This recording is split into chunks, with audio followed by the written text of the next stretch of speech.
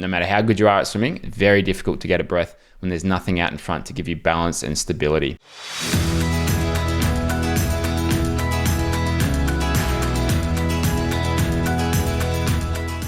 Welcome to Feedback Friday. In today's video, we're looking at someone who we looked at in a previous video where we only had her front shot. And we saw in that video that she probably wasn't swimming with the front quadrant timing, as in at times there was nothing out in front of the head in terms of no hand, no arm out in front of the head.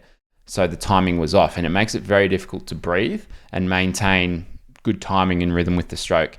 And now that we've got the side view, you can see it here. So right now, there's nothing that's in front of her head. So as she's trying to get this breath, no matter how good you are at swimming, very difficult to get a breath when there's nothing out in front to give you balance and stability. So what we want to try and do is change that timing of the stroke so that this arm remains out in front of the head for a little bit longer to give her that balance and stability to be able to get the breath and get the timing of the stroke right there. Now on the non-breathing strokes, so when she's not breathing, the timing's fine. You can see the hand is just out in front of the head, and this hand then comes in front of the head there. So it's still that front quadrant. That's fine. That's all we need. So it's really just those breathing strokes. So we want to look at, all right, what's causing that timing to be thrown off? Well, if you've seen in one of our previous videos, which I'll link to above here, you'll know that the way we recommend breathing is when you put your face back in the water, we want to gradual exhale through the nose, not the mouth, through the nose.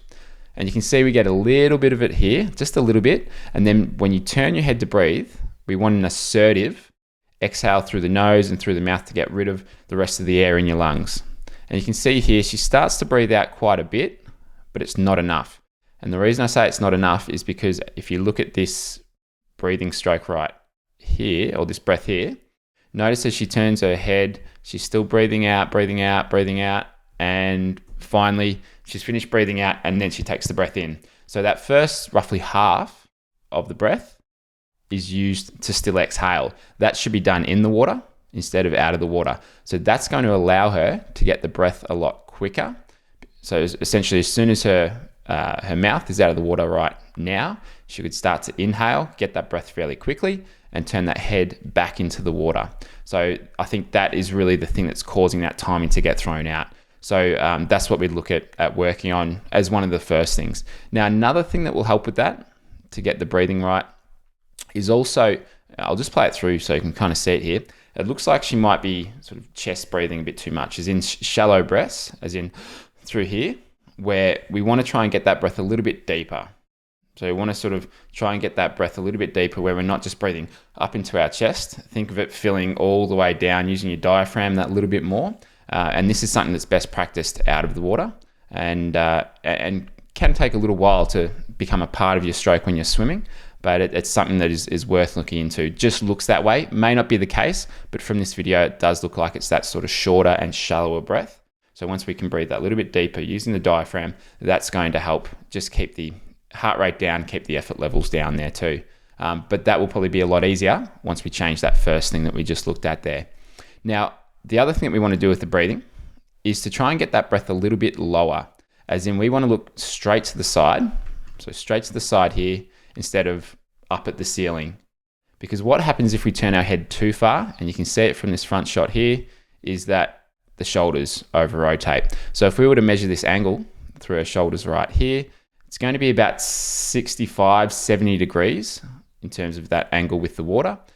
Most top swimmers, they rotate into about 45 degrees, give or take 10 degrees either way. So what we see here, over rotation through the shoulders, and that leads to a very deep catch, or that arm going very deep in the water. And it's very hard to get much power. We don't have that much strength when we're down that deep. But the other thing that causes, and this is sort of also throwing out the timing, is from here, see what the hand does at the back.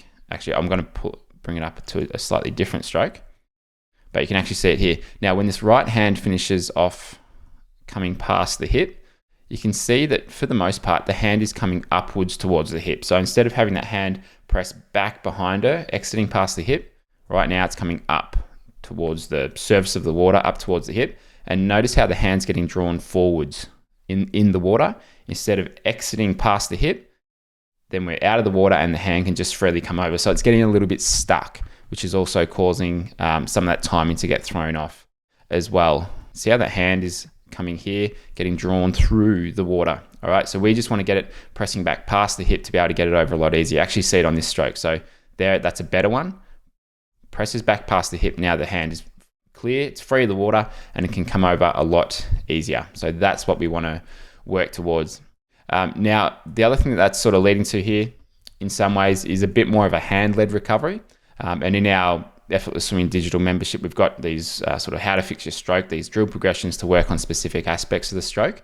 And this is one that I often prescribe to a lot of our members is if they're recovering and the hand comes in front of the elbow before it passes the shoulder, then we typically classify that as hand-led recovery. We want it so that the elbow stays in front of the hand for the first half of that recovery. So the elbow should be in front until about here. Then the hand can come in front. What does that mean? What's the point of it?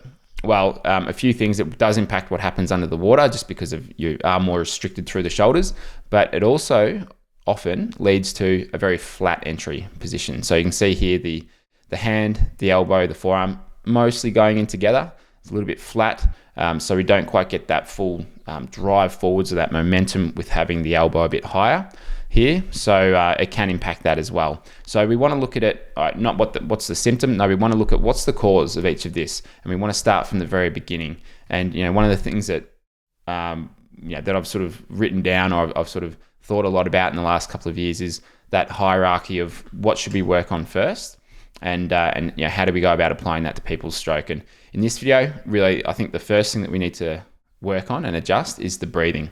So what could she do? What are some things that will help her with the breathing?